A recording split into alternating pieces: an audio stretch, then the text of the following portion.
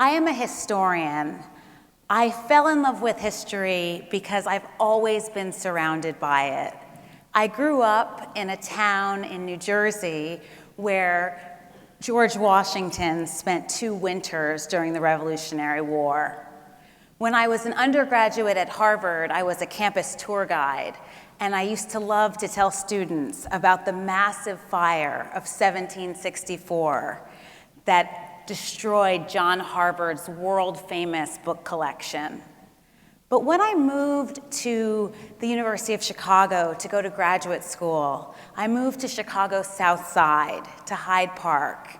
And here, I was finding that my own history, my family's history, was coming to life right before my eyes.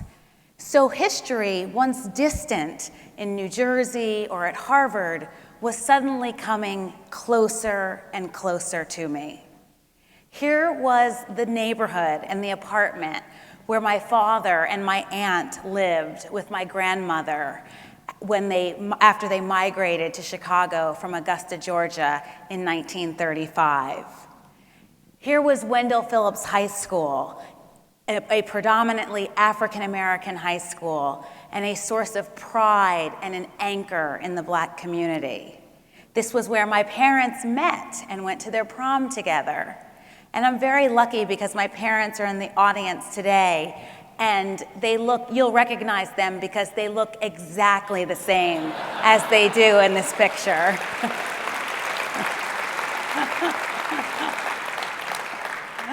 Chicago is famously known, and it's been quoted by Carl Sandburg, that Chicago is the city of big shoulders, the hog butcher to the world.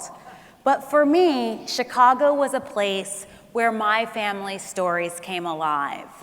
And there was one story that my aunt told me that stuck with me because it was so tragic and so compelling, I just couldn't stop thinking about it. It was a story about a distant cousin of ours who had grown up on the south side of Chicago. She had gone to Wendell Phillips High School. She had cheered when the famous Bud Billiken Parade made its way through the South Side. But after she graduated from high school, her life would take a dramatically different turn. She was very light-skinned. She looked white. And her mother believed that it was in her best interest to move from the south side of Chicago to Los Angeles to pass as a white woman. Now, our cousin did not want to do this. She pleaded with her mother. She did not want to leave the only friends and family and community that she had ever known. But her mother was determined, and the matter was decided. Years later, after our cousin had married a white man and raised white children who knew nothing of their mother's past, she received a very inconvenient telephone call. It was her mother, and she was calling to tell her that her father was dying and that she must come home immediately. Despite these dire circumstances, our cousin would never return to Chicago's South Side. She was a white woman now, and there was simply no turning back. Now, this is all that my family knows about this story, so we can only imagine how heartbreaking it must have been for her to hang up the phone with her mother and know that her father was dying and she would never see him again, or to know that she would never even enjoy the simple pleasures of going to the Bud Billiken Parade. So I was so fascinated by this story and so fascinated by the losses that our cousin had to endure that I decided to write a history of passing. Now, conventional wisdom tells us that a history of passing cannot be written because the sources are not there. The people who passed covered their tracks and did not leave any material. But I believe that there were sources out there just waiting for a historian to discover. So I went into the archives looking for ghosts, hoping that I could tell their stories. And as I did this research, I was very surprised to see that writing a history of passing is actually writing a history of loss. Racial passing is an exile, sometimes chosen, but in the case of our cousin and of so many others, sometimes not. And let me give you a story from my research that will illustrate a little bit more clearly what I mean when I say that passing and writing a history of passing is writing a history of loss. Because it would seem that to write a history of passing would be to write a history of gain, particularly during the years of racial segregation. To be white meant to have a better job. It meant to live in a better neighborhood. It meant to enjoy numerous social courtesies, like being able to sit in a more comfortable seat in a movie theater, or being addressed by the respectful titles of Mr. and Mrs., which were reserved for white men and women only. But what I found was that the stories of loss far outweighed the stories of gain.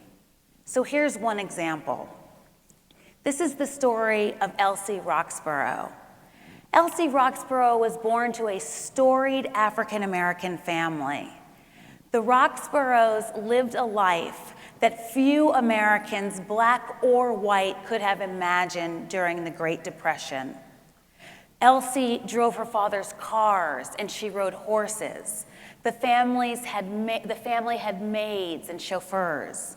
And Elsie went to the University of Michigan. But even all this wealth and all these opportunities was not enough for Elsie. And after she graduated from the University of Michigan in 1937, she decided to pass. But sadly, her story ends in tragedy. She would take her own life in 1949. Now, after she graduated from college, she moved to New York.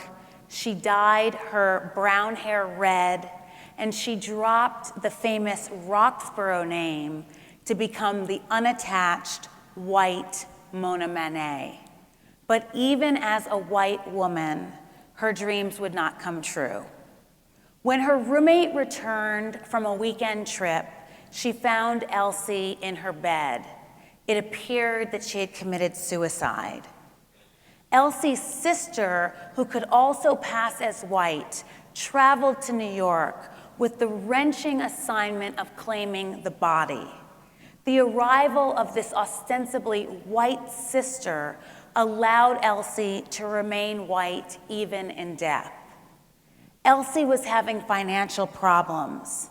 She wrote to her father and asked him for money. He denied her, and 3 days later, she was dead. Elsie's sister would never speak to her father again. Now, I never expected to find anything about myself in my research. I certainly did not change my racial identity, but I have walked through a lot of loss in my life.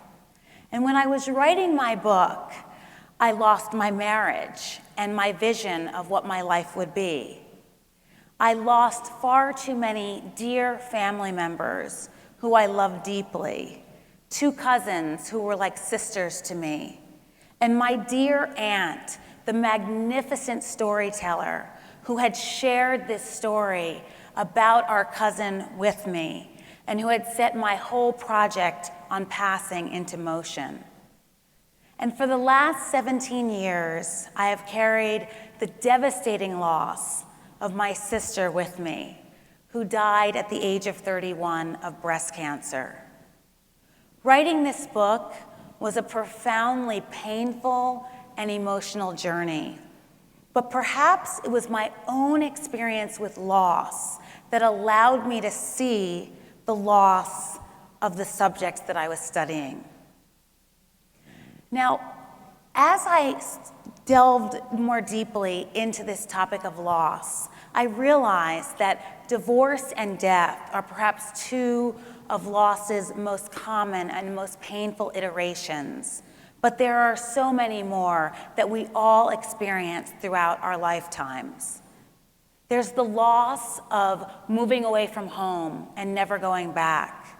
There's the loss of even going back to where you grew up, but knowing that it's not going to be quite the same. So I started to realize that this experience of loss is far more universal and more common than I thought. The people who passed as white had a particular kind of loss, a severing of family relationships and a wondering of what could have been. But at some point in each of our lives, we all have the experience of having to walk away or let go of something or someone and wondering what might have been. So this is why I fell in love with history. Because no matter how far back we look, we can always find an image of ourselves. No matter where we are, we can always find a history that is so very close to our own. And isn't this the beauty of history? For once we realize just how common the experience of loss is, doesn't that make it so much easier to bear? Thank you.